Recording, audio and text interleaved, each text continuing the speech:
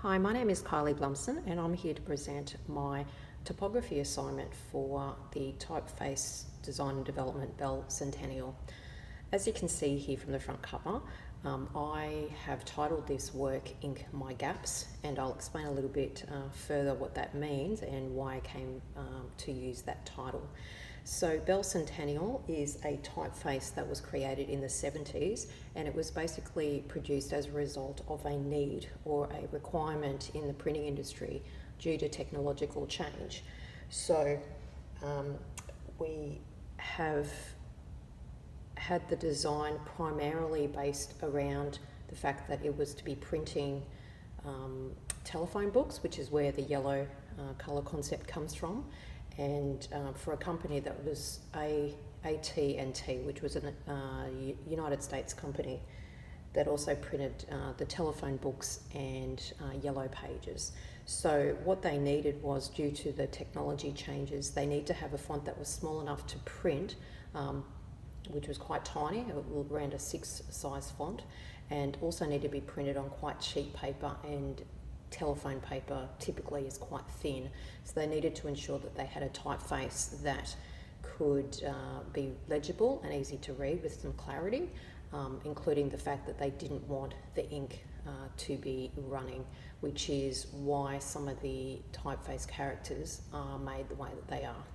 So just opening my brochure here, this has been printed at work and would typically have all the edges cut, but we haven't got that at this stage. So we open up with a bit of a quote there, ringing both loud and clear, which refers back to the telephone books associated with Bell Centennial. And I've just stayed within the black and the white and the yellow theme to reflect what we were talking about before with the yellow pages.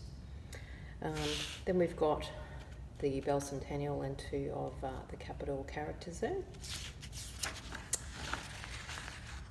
Inside, I just have information that's relating to obviously the actual typeface there, and then we go into information about Matthew Carter, who was the American designer who created it. I have a bit of an information sheet there that shows all the types of letters and the characters and what the font looked like at that time. There is no italic in this family, which was interesting to come across while I was putting it together. And so there's information there at the bottom about that. And then over here, just some imagery from Matthew Carter, and also what the future basically holds.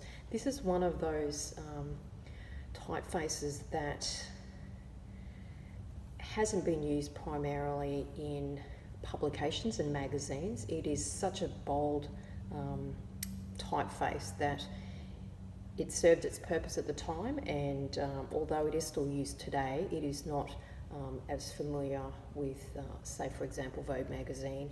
It's not something that has lots of flourishes and detail and any sort of ornamental design in it. It's very straightforward, simple, and really fit for purpose. And then on the back we just have a bit of an opaque imagery there of the telephone book, a little bit about what's significant to the typeface, and some references. Thank you.